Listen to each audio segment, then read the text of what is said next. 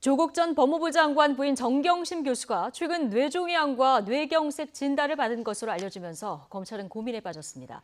검찰은 이번 주 정 교수에 대한 추가 조사와 영장 청구를 고심하면서 불구속 기소 가능성까지 검토하는 것으로 알려졌습니다. 정 교수 측은 뇌종양 진단에도 검찰 소환을 거부하지 않겠다 이런 입장을 밝혔는데요. 검찰에 나가 있는 취재기자 연결하겠습니다. 박기환 기자.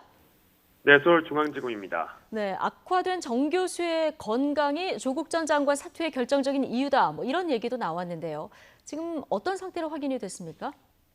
네, 정경심 교수가 뇌종양과 뇌경색 진단을 받은 것으로 알려졌습니다. 변호인단은 최근 정경심 교수가 MRI 검사에서 뇌종양과 뇌경색 진단을 받아 심각성 여부를 확인하고 있다고 밝혔는데요. 정 교수 측 변호인은 최근 5차례 검찰 조사를 받으면서도 이 때문에 계속 입원한 상태였다고 설명하기도 했습니다.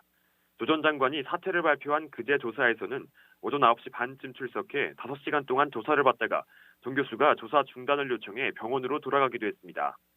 정 교수는 지난 2004년 영국 유학 당시 추락사고로 두개골을 다쳤는데 그 후유증으로 조사를 받으면서도 검사와 눈을 마주치기 힘들고 구토와 어지럼증을 호소하기도 했습니다. 앞서 조 전 장관은 사퇴 입장문에서 고통을 겪고 있는 가족을 돌보겠다며 원래 건강이 몹시 나쁜 아내는 하루하루를 아슬아슬하게 지탱하고 있다고 밝혔는데요. 정 교수의 건강 상태가 조 장관의 사퇴의 배경이 된 것 아니냐는 해석도 나오고 있습니다.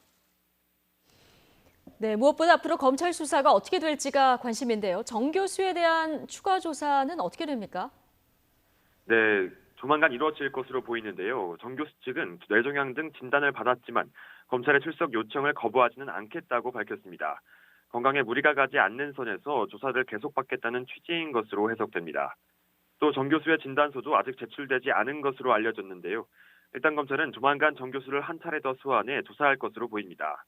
다만 정 교수의 건강 상태 문제로 일정 조율이 쉽지 않을 것으로 보여서 이번 주 구속영장 청구 등을 검토하던 검찰 수사 일정에 차질이 불가피해 보입니다. 이와 별개로 웅동학원 채용비리 의혹을 받는 조 전 장관의 동생 조모 씨에 대해서는 수사를 이어가고 있는데요.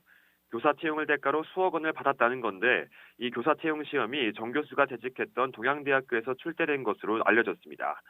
검찰은 정 교수와 조 전 장관의 모친 박모 이사장 등 조 전 장관 가족들이 조 씨의 채용 비리를 알고 있었는지 등을 추가 조사할 것으로 보입니다.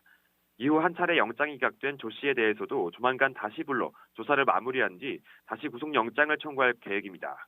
지금까지 서울중앙지검에서 YTN 박규환입니다.